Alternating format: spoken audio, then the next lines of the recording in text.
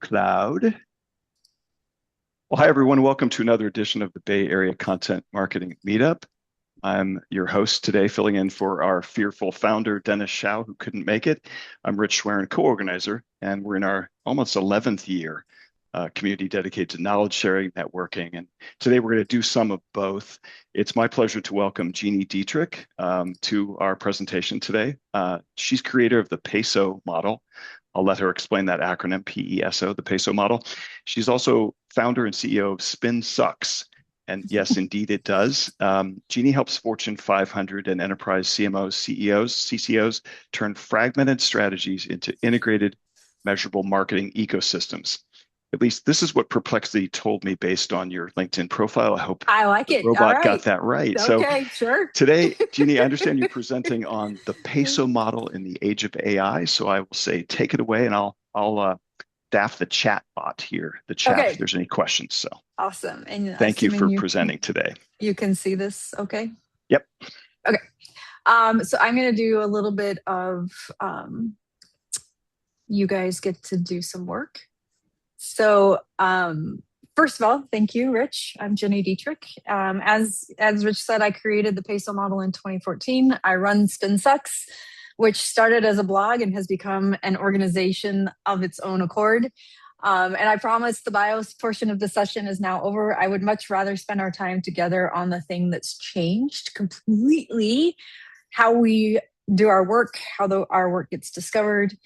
But before we talk about that, I would love some data from you. So go to my next slide, maybe. It's not going to work for me. Here we go. Let's try this. Nope. Go to my next slide. Darn it. Okay. I would love to know if you've asked any AI, so I have Chat, GPT, or Claude, because those are my favorites in here, but if you've asked AI what it says about your brand or your category recently, and I'd love for you to type into the chat, either it's been cited, it's been ignored, or it's wrong. So I'll give you just a minute.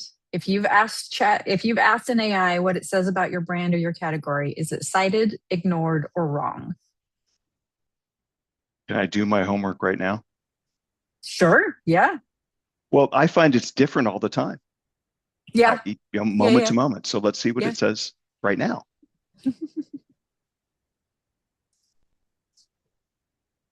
I think everyone should have access to chat. Everyone can, yeah. And is able to chat. Should be able to. Put it in the chat. Cited, ignored, or wrong. I haven't asked, but I did have a disagreement with Claude. Claude arguing with you. I love it. Yep. I love it.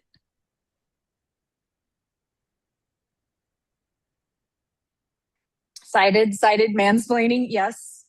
I actually just wrote my newsletter for tomorrow that goes out on Tuesday mornings, and I talked about how AI will mansplain you. So that's funny. Erica hasn't asked, but she's now.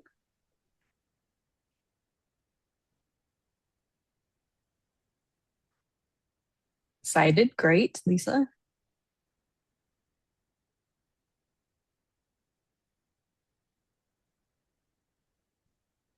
No, wrong or ignored yet. That's great. Yeah, I find it varies day to day too. Sometimes cited, sometimes wrong. I'm asking right now for the latest, Rich says. Rich as Dennis. Poser. Imposter. Ignored, Erica says. Okay, all right. Okay, That's so rude. we've got a good... Nobody wants to ignore you, Erica. That's rude. No, I agree. Yeah. But actually, we've got a good little... we've got a good wide variety. So that's good. Okay, so that's actually good because we're going to move on to doing some of this. So what we're finding is that, I don't know why it keeps closing on me, sorry. Marketing and content professionals, which are us, people who do this kind of work for a living. And for some of you, the machines ignore most of us or they get us wrong. I just did some content actually, I think it publishes tomorrow. I can never remember because I'm a few weeks ahead, but I think it publishes tomorrow. There's a company in Minnesota that they are suing Google because their AI answer hallucinated and created a lawsuit that didn't exist. So it said that the Minnesota state attorney was suing this company because of bad business practices, bad employee reviews, like all of these things, and none of it was true. And the reason that this company found out is because they had just signed a new client contract for like $150,000, and the client called and said, "We're canceling the contract because of this lawsuit." And they were like, "What are you talking about?" So it's this. There's this whole thing that's happening where. Yes, AI is great. And yes, it does make us more productive. And yes, it makes us more effective. And to Felicity's point, it can mansplain, it can get things wrong. It still is hallucinating. It's not as bad as it was a year and a half ago, but it is still doing those things.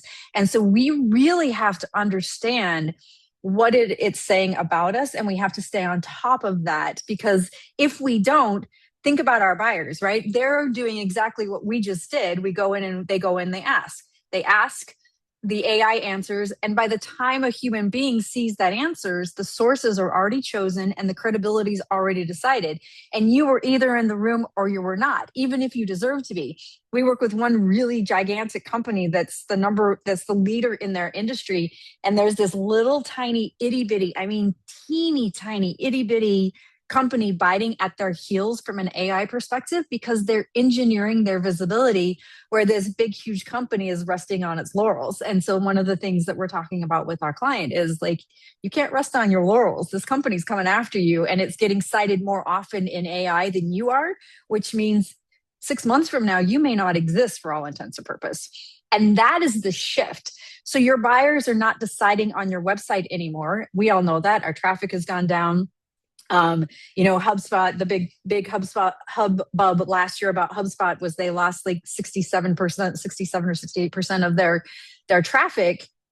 Their revenue did not decrease. And we'll talk a little bit about why that is later. But we all know that website traffic is down, right? And so the answers, the AI is helping people decide the answer. So the fix is not a hack. It's not a plugin. It's not SEO. It's not a magic prompt. It's a system, and you already know the name. I want to go down. Go next. There we go. All right. So let me give you a quick history. The PESO model has been around since 2014. We did a big refresh of it in 2024, just as AI was starting to become something that we were all talking about it. And then we did a complete evolution of it this year. Because in 2014, it launched as a shared language. It gave us an opportunity to think about paid, earned, shared, and owned media.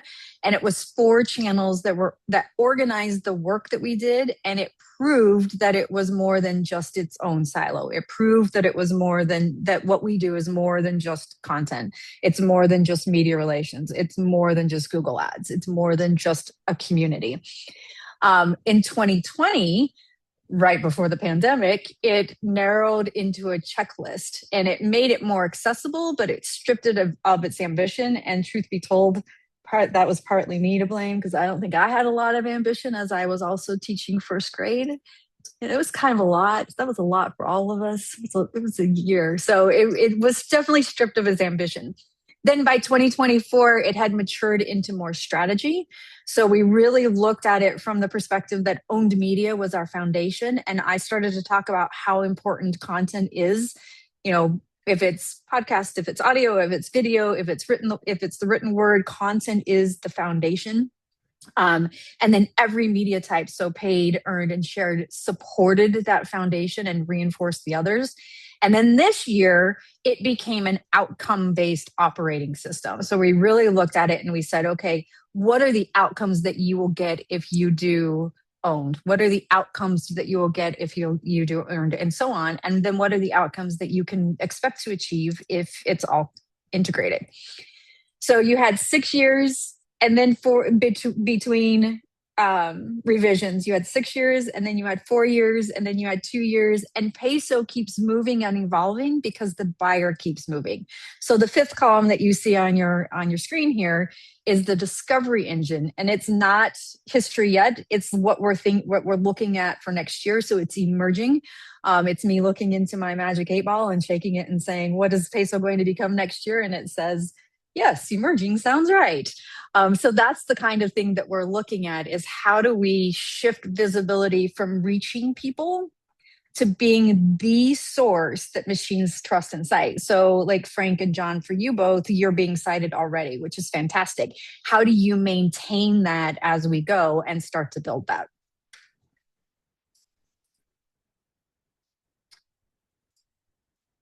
So if you learned peso as 4 circles of tactics, here's the update. And this actually might be the most important slide of the day.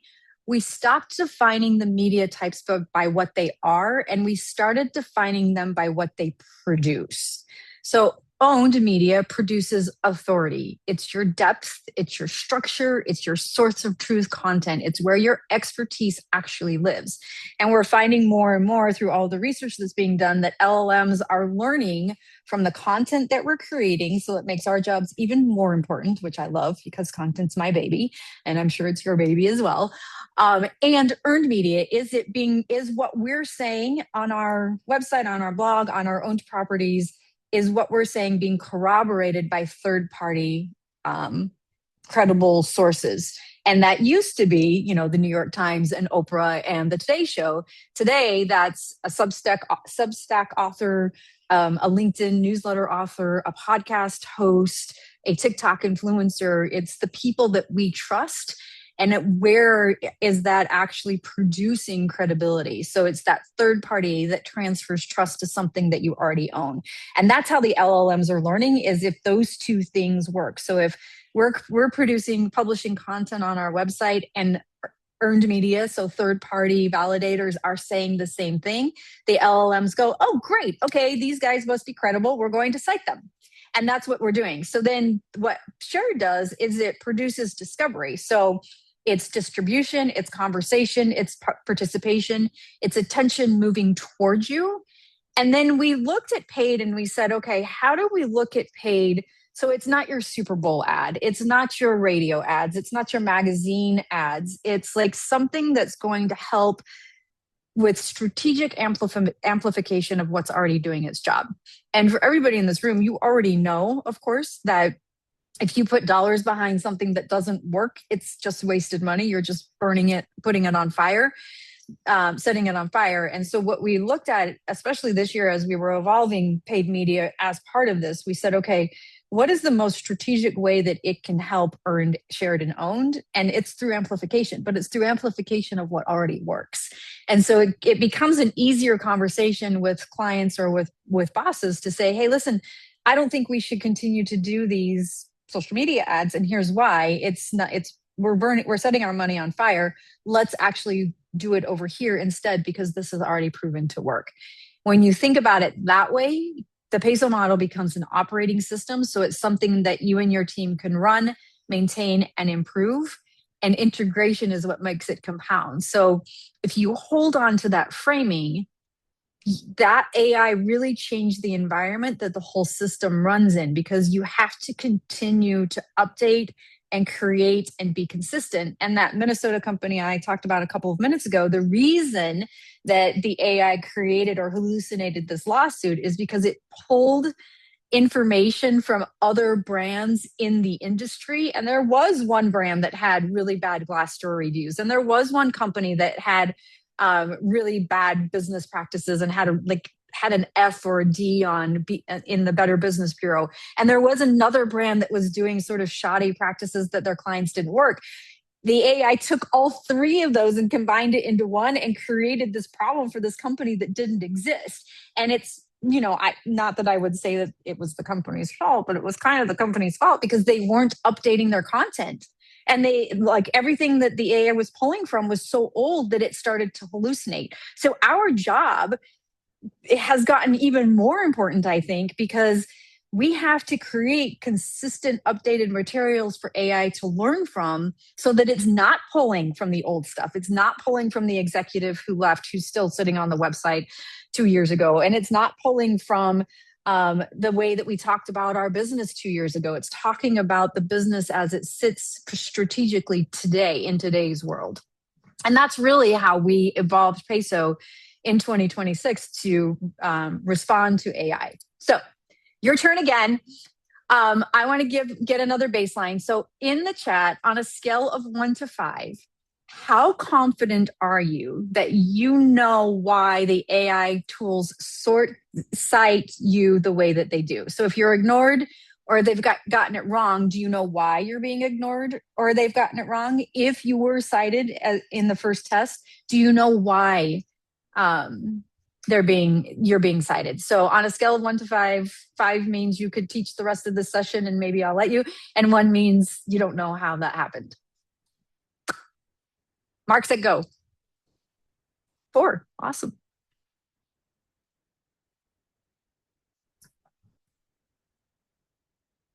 3. Okay. All right. 4. Great.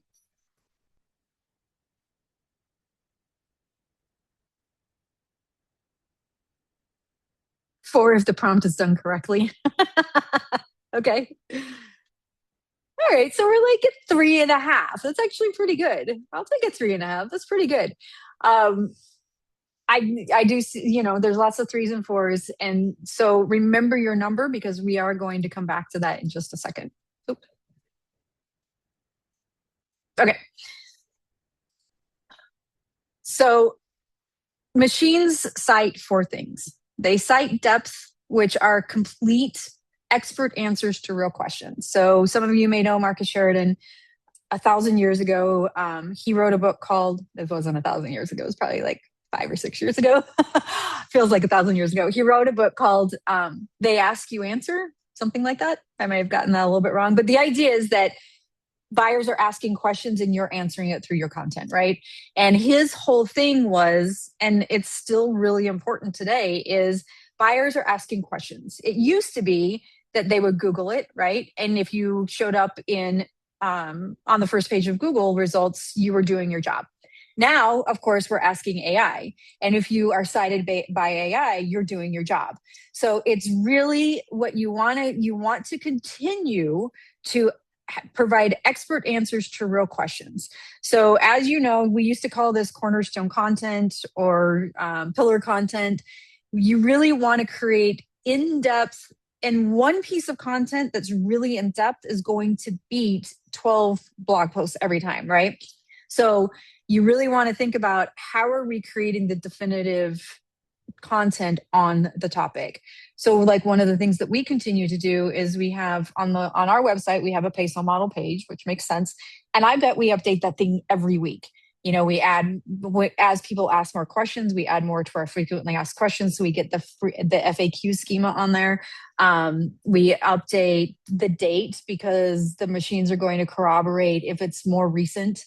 We update, as things are evolving, or if I've gone off the ranch and written something that is a little bit different than we've been teaching it, which I tend to do sometimes, we update all of that. So it makes sure that it's consistently updated and in depth enough that both humans and machines can learn from it. Then you want to think about corroboration. So like I said, these are the independent third parties saying the same thing that you say about yourselves that they're saying too.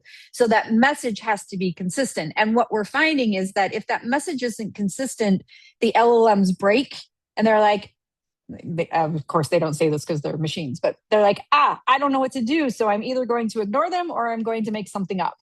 And that's what you don't want, right? So you have to make sure that the messaging that you're creating through your content is corroborated through the third party, meaning you have to really work with your media relations team, with your PR team, to ensure that that messaging is consistent. Conversations. So are real people discussing you? Are they validating you? Are they recommending you in public?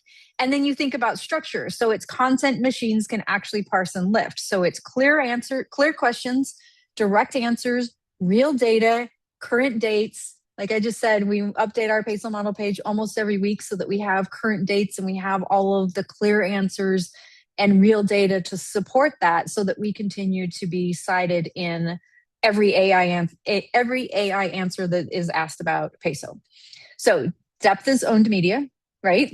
Corroboration is earned, conversation is shared, and structure is owned media built like you mean it. So owned and earned media are what create the signals.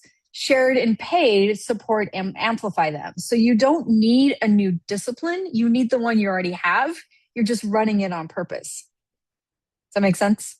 So it's really all about how do we continue to update what we already have, make sure that it's corroborated through earned media, that the messaging is the same, and that we're distributing it and amplifying it so that new audiences can find it. Gini, would you mind, actually, Frank and I chatted, would you repeat that again? And I captured structure is owned media built like you mean it. That's catchy. Back here. Yeah, Frank, what did you want her to repeat again? I just want to capture that. It was good. Yeah, I think that is so critical. Can you repeat the association of depth to what part of the peso, Yep. corroboration, like that part? Okay, so depth is owned, corroboration is earned, conversation is shared, and what you'll see in here is not paid because we're using paid for amplification. And LLMs don't care if you've bought advertising, right? So what you see is that structure is owned media built like you mean it. So you have owned, earned, shared, and owned media that really is building that depth and making sure that you're talking to your social team and your PR team so that they're delivering the same messages that your content delivers. All right, thank you. Yeah, of course. Okay, your turn again. So in the chat, drop the name of a brand you have actually seen cited or recommended in an AI answer. So like, and a good example of that is I have a Rainbird irrigation system for my garden that I inherited when I bought this house. I don't know nothing about this thing. It's super complicated. I didn't know what to do with it. And so I asked the guy who mows my lawn and he was like, I don't know either. And so I went to ChatGPT and I was like, I need an irrigation specialist who knows the Rainbird system in Chicago. And it gave me 3 recommendations. I called all 3 of them. I didn't go to Google. I didn't get a list of 10 blue links to click on and figure out. It recommended 3 companies and it said, here's why I recommend this one, here's why I recommend this one, and here's why I recommend this one. And one of the 3 actually became the company that we use. So that's a great example of that. So drop in the chat. Oh, no, don't do that. Go back. Okay, there we go. A brand you've actually seen cited or recommended in an AI answer. Hoover Air cited in your query for drone camera from Mikey. Oh, you're a mountain biker? We need to talk about this. We need to talk about this later. I'll tell you, the Hover Air drone, it's $2,000, but it's and that came from Perplexity. I was like, oh, and the cynic in me is like, well, how much is Hover Air paying you guys? Maybe not. Maybe they're probably just following the PESO model. Hotels and Airbnbs in Italy. I'm going with you, Erica. Let's go. Just came back. Dang it! Yeah, but it was full of information, but someone wasn't always right. Yeah, sure. Yeah. Hotels in Japan. Yeah, the travel, I think, is a good one. What else?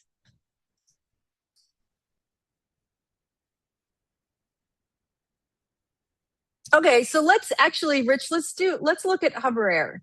And the cynic in you is saying that maybe they paid for this, and maybe they did, maybe they didn't. But let's explore it. So go do a quick Google search for them and go to their website. And I'm going to ask you a couple of questions. Okay, on using Google organic. Yeah, or just go to their website if you know their URL. But yeah, I would find their website. I haven't bookmarked it. What are you saying? Yeah, of course. Here. Well, then go there directly. I'm there. I'm looking at it now. I'm looking at their website. There's the camera. They're retargeting the heck out of me. Why So haven't you bought this yet? Well, yeah, exactly. Well, now we're going to ask you why you haven't bought it yet. Do they have a content library? Are there resources, a blog, videos? let's have a look here. Let me do the pull down menu. Featured products, shop by interest, accessories, learn and support. Might be under learn and support. News, reviews, events, guides, that kind of stuff. Yep. Go to their news page. They have a news page. Yeah, actually, this here, I'll share this page. You want me to share my screen? Yeah, hang on, let me close mine. Unshare, stop share. Okay, go ahead. Okay, let's see. If I can find, as if I use Zoom very often, share is probably right. Also, I'm presenting as Dennis. So Please, just one hover moment. over the bottom and a Yeah, there it menu. is. There you go. Not let me share. There it is. Hang on. There we go. Okay, ready, set, there. This will be riveting video for Dennis to watch. So this is the hover. Can you see my screen? Yeah. Okay, so how-tos, tips, Yeah. and tutorials. Yep, and they have updated content. The best waterproof drone that follows you. Oh, okay. This is super cool. I might have to buy one. I tell you, the mountain bike videos they put out that follow you through the woods. Anyway, it's never quite as exciting as actually being on the bike, but this is Hover Air. I was not familiar with them. It was the Perplexity AI engine because I was seeing a lot of Interesting. these videos on my feed. And Yeah. what is making it? What And is this? Yep. It's this thing right here. It's this the full And it package is follows you. $1,700, but it's just cool. And I wouldn't have known about it Very unless cool. Yeah. Perplexity cited it and then had a link to it in this is a while ago. I don't know if I could reproduce that query, but Sure. and it's probably, you're saying if the PESO model follows, then it's probably this rich content they're creating about it in the Correct. guides. Yes. And Yeah. if you go to latest news right there. Okay. Yep. Yeah. Yeah. See, they've got all sorts of They launched in the news UK. too. Yep. Yeah. So Yeah. this is what's creating that. Yeah. And then because you found it in Perplexity, of course, the marketers, the paid media marketers know exactly what they're doing and they're following you through your, yeah. That's exactly why. Anyway, kind of fun, It's cool, fun right? example. Yeah. It's a great example. All right. Yeah. Will you stop sharing? Okay, I'll stop sharing. Ready? Stop share. Thank you. Okay, back to you. Back to me. Okay, so that's why that's happening. All right, and it's very, very, very good news for us. So, a few things I want you to think about. No, owned media. Hold, please. I just lost my space. I lost my screen. Come back. It's behind you guys. That's why. Right. All these screens open, all these tabs open. Okay, there we go. I'm moving you over to the side. You come over here. Okay, so we're going to run the 4 media types, starting with what I really, truly, I talk about this consistently. I believe owned media, and I have believed this for a long time, is the foundation. So we're going to start where I believe everything starts. Owned media is where your authority lives, and it is where the AI systems go looking for something that is worth citing. None of them need budget. All of them need discipline. So number 1, build your source of truth pages. So that you just showed us, Rich, they have source of truth pages for each of their products, right? It's very in-depth. It has videos. It has written content. It's really supportive of the brand and of the products that they sell. So it's one definitive page per question your buyers actually ask. And that actually, I could not have scripted that better. It was such a great example of what you should be looking at in terms of how you build the website to support this. So like I said, one really definitive page per question your buyers ask, and it's complete enough that your machine could answer it from the page alone. So you know that we're not sending humans to the website anymore, which is okay. The argument for continuing to do this is the LLMs are coming to the website, and they are the ones that are recommending. Then 2, ask the question and answer it directly. So you want to have clear headers that mirror the real questions and have the answer in the first 2 sentences and data that supports it. So if you don't have data yet, you can create some. I wanted to test vibe coding. I'm a tinkerer. I probably shouldn't tinker, but I do. And I was like, you know what? I'm going to vibe code. I'm going to figure out what this is. And so I figured out vibe coding. And then I was like, well, okay, now I kind of understand what this is. What should I vibe code? And I developed a PESO model diagnostic. And I did it really just to see if I could vibe code something. Well, now we have this diagnostic that people can take to figure out where they sit in the maturity ladder from a PESO perspective. And we're collecting so much data. Like, I know exactly, I can tell you that 91% of every organization that takes the diagnostic sits in the very bottom of the maturity ladder. Like, almost nobody sits at the middle, and literally nobody sits at the top. So I have all of this data that I didn't have 3 months ago. And I sort of created it just by wanting to figure out how to vibe code. So the point is that you have to have data to support your answers. And if you don't have data, you don't have research, you don't do brand list studies, things like that, you can create it by spending a couple of hours on a weekend having some fun with Lovable. That's what I recommend. 3, you really want to think about depth over volume. So you don't have to have 16 pages. You notice that the Hover Air blog itself was only updated every couple of months. That's because they're spending most of their time on their in-depth product pages, creating content for that, videos for that, and written content for that. So really think about that depth over volume. The 3,000 word definitive guide gets cited. The 12 thin posts that it replaced never were. So keep that in mind. And number 4, keep it current. Stale content loses citations quickly and quietly.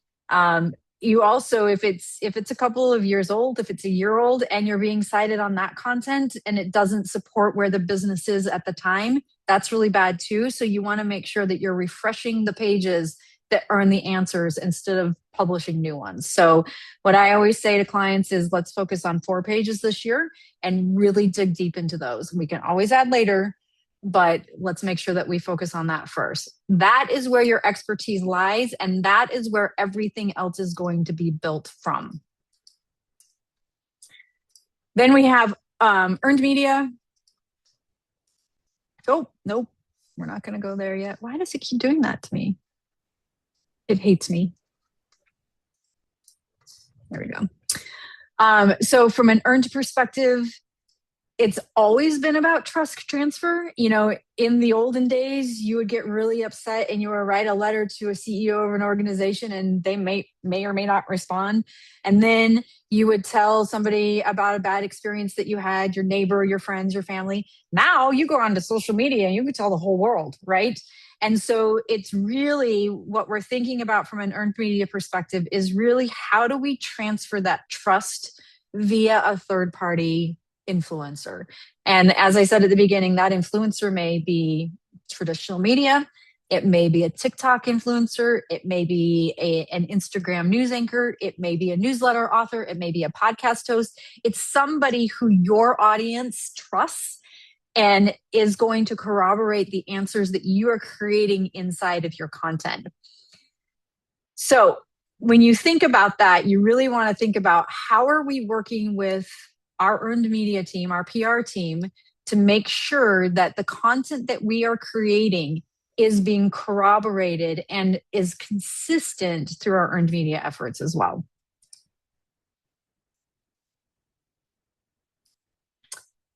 Now, shared, we know, shared media used to be like super fun and super engaging. And when Twitter launched, there were like this love camaraderie piece where you got to meet new people and become friends with people who lived around the world. And every Friday there was a Friday happy hour where somebody would play DJ and we'd pass around cocktails, virtual cocktails and things like that. It was really fun. And then of course the marketers got a hold of it and we ruined everything and it became this megaphone. And now what we're really thinking about from a social perspective is that it's giving us the opportunity for someone to discover us. So we have our content that's being corroborated by influencers, by third-party influencers. And those are the two things that the LLMs are glomming onto in order to cite you. And then we need to have someone discover you. So the way that Rich just described that is he saw a couple of videos, probably on social. He went to Perplexity, he asked a question, and now it's following him around everywhere. Some of that's organic and some of that's paid. But the point is that they're validating the brand where they already are. So I don't know how many of you have gotten taken by the TikTok shop, but there might be a Saturday night or two that I've been like, oh, that looks really cool. And it's really easy to buy in the TikTok shop. So easy. You just click a button and then they ship it to you. It's fantastic. So what we're trying to do is create real conversation about the work where your audience sits and lives. So we're no longer trying to get them to the website. We absolutely still have to create great, compelling content, but we have to reach them where they are.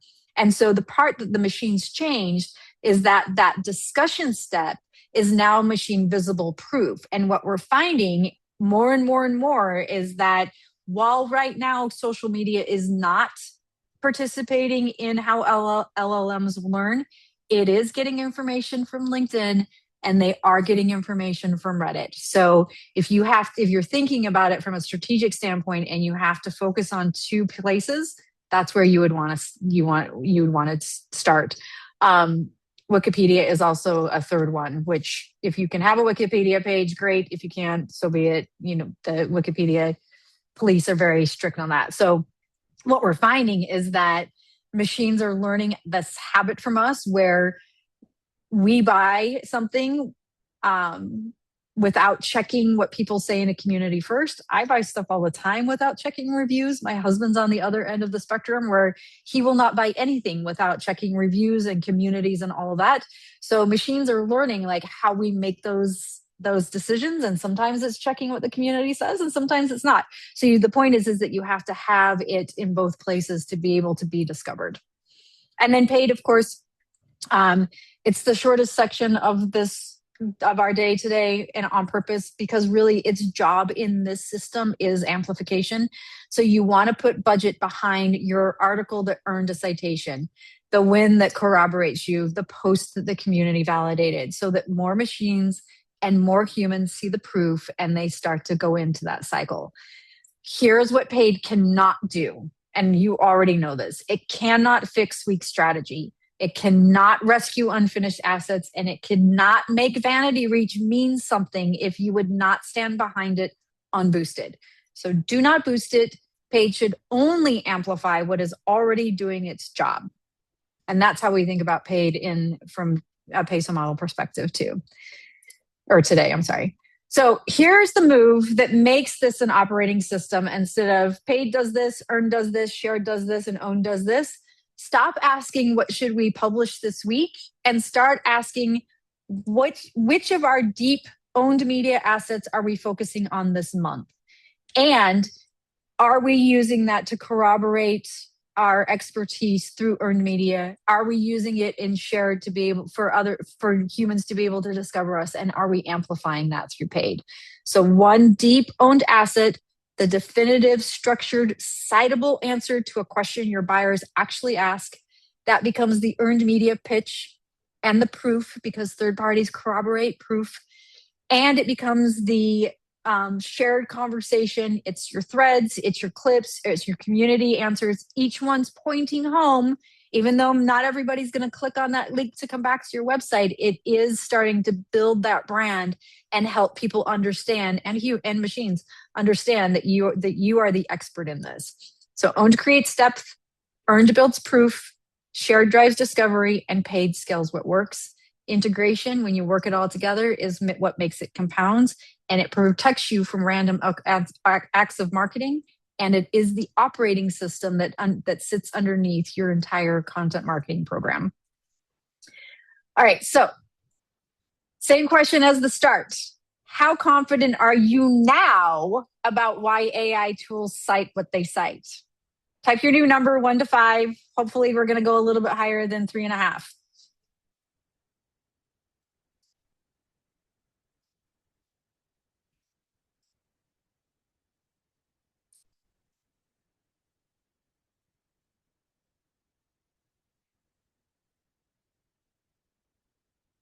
Up from 3. All right. All right.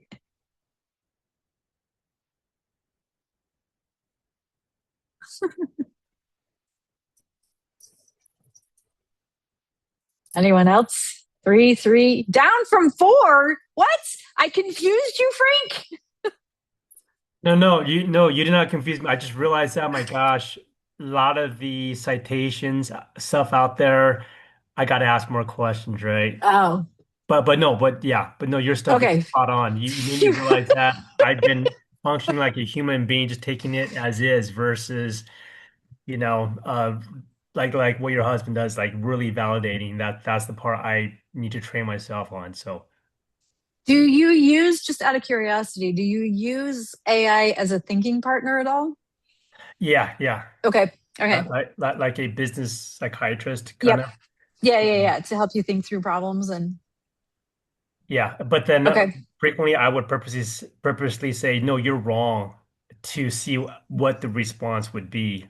Right. Self-correct. So, Yeah, that's great. Okay. So you understand how it works. You just feel like you have a little more work to do in terms of making it work. right. But what you said is very important though. So based upon the values, it means that if you're not in the top three as an answer, it's game over for you Right. because Right. people don't validate the sources. Yes. Yeah, that's exactly right. Erica says 4, Felicity says 3. Okay. All right. Cool.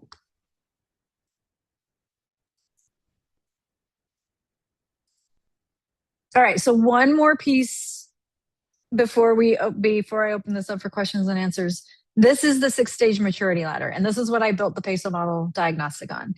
So it measures how a team actually practices PESO from foundation, which is sort of stage 0, where channels are running separately, you don't have a shared objective, up to leadership, where the operating system is the moat.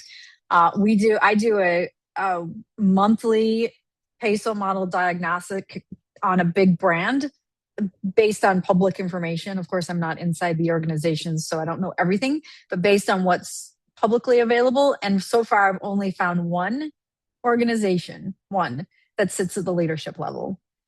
And not even my own organization, and I created PESO, sits at the leadership level.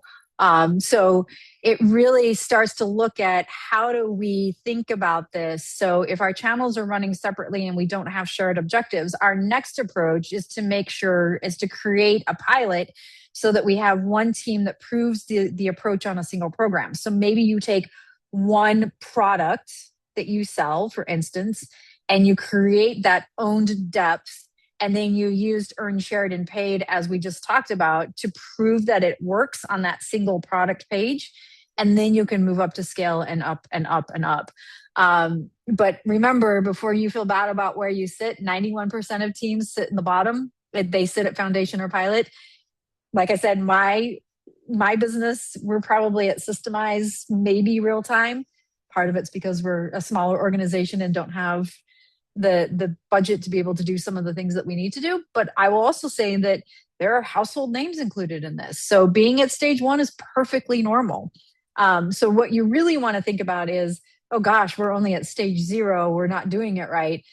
Absolutely not. Don't think about it that way. Think about it from the perspective of, we have a great opportunity to test this and to show how it works so that we can move up to pilot and then up to scale and then up to systemize and so on.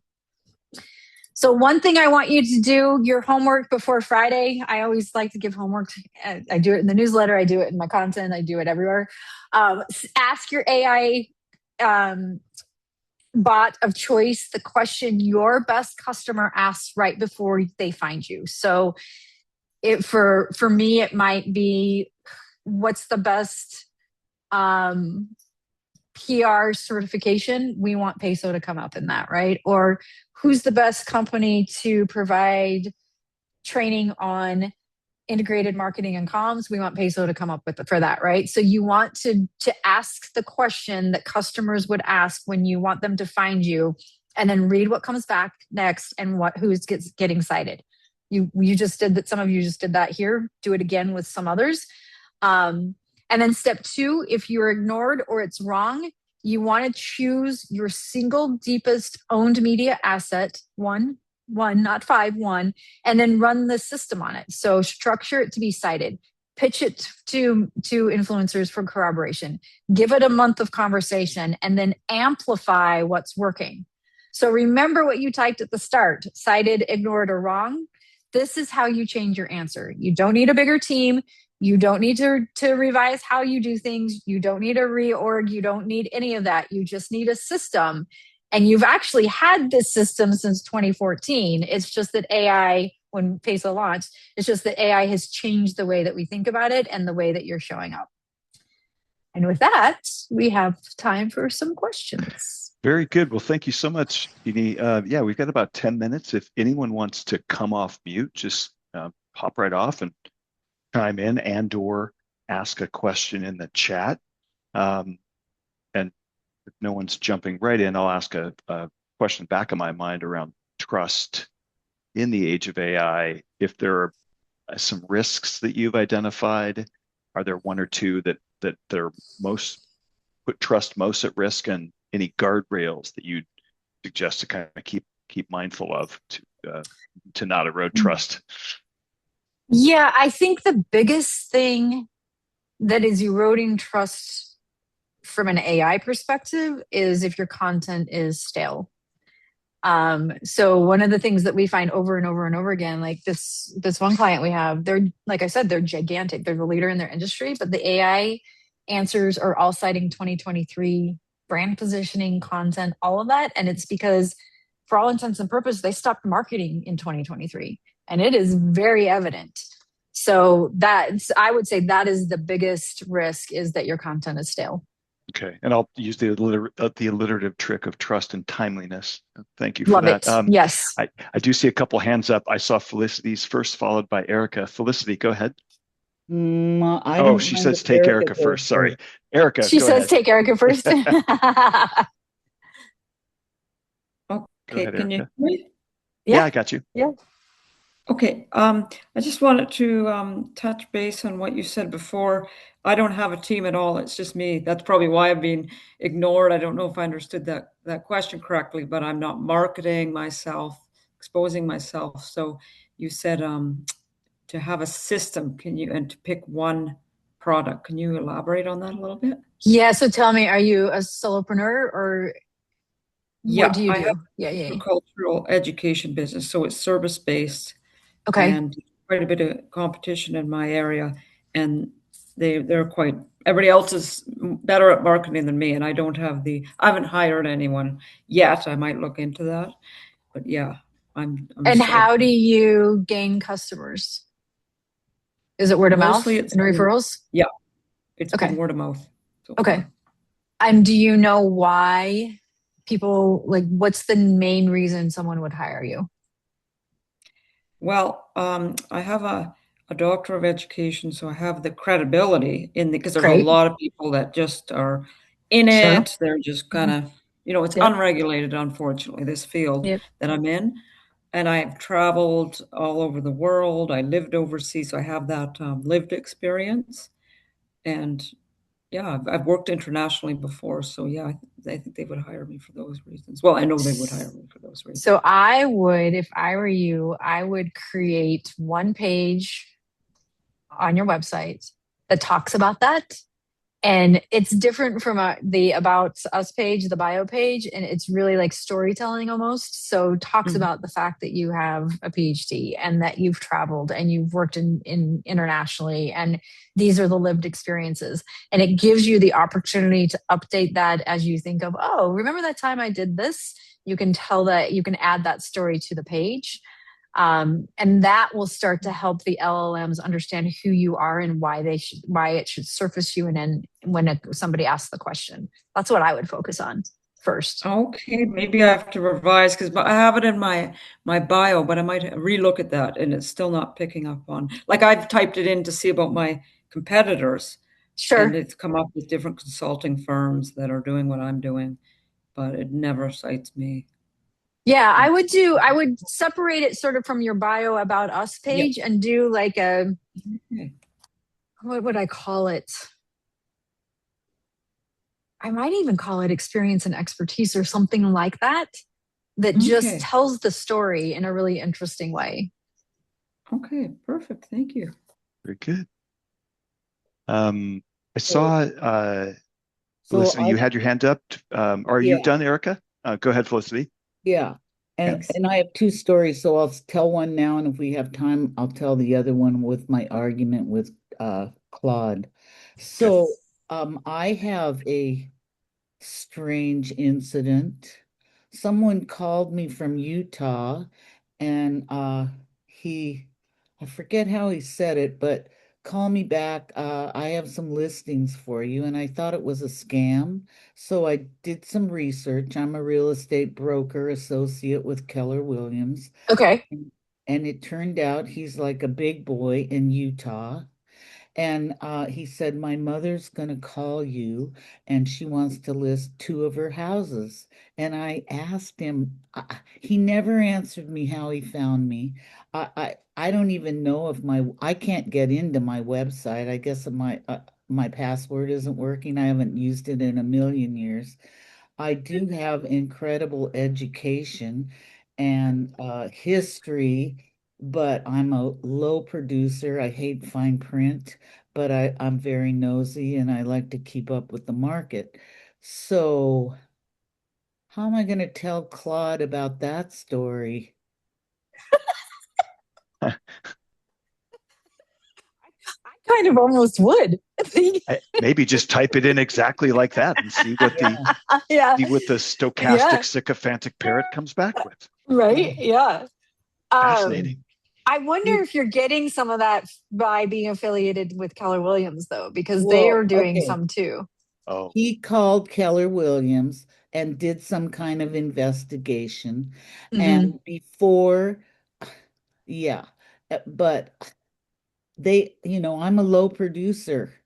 So they wouldn't recommend me. They'd recommend somebody else. And by the way, somebody else did call before my uh, seller uh, called me, and she said, I have somebody else. But they tried to, real estate is so, Yeah. Yeah. so they tried to capture my clients, and I did hmm. sold and closed in a week, both of them.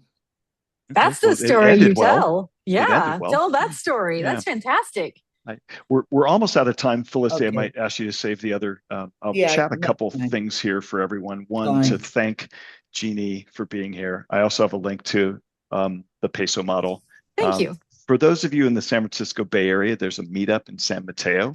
The link is there as well. I did see with just a couple minutes left. Frank, did you have your hand up? Did you have one last quick question? Yeah, very quick and Yeah, go certainly for it. follow up with the email. So, Jeannie, hey, first of all, thank you so much for sharing all this information. My question is, are there particular form factors that you would recommend to get picked up by the LLMs? Like, let's say, Meaning, like frequently asked questions, like FAQ type format. Like, what are some of the tips and tricks you have?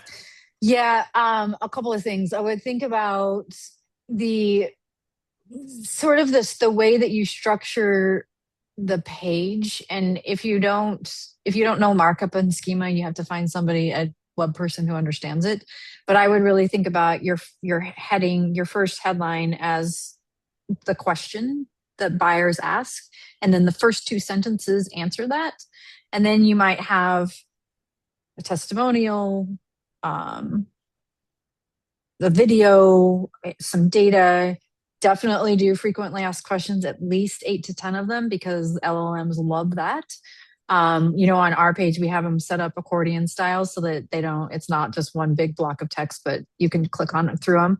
And then just really think about what kinds of things you can add. The written word for LLMs are much better because they're not sourcing audio or video yet. So the more that you can write, the better. But you also have to make it appealing to a human. But that's what I would focus on: is data, testimonials, FAQs, question and answer. Very good. Thank you. All right. Well, this concludes our meetup for today. Thanks again, Jeannie. Thanks everyone for Yeah, of joining. The course. Thanks, replay will everyone. be on our YouTube channel shortly, and we'll see you again on the next edition of the Bay Area Content Marketing Meetup. Thanks all. Bye. Bye-bye. Bye.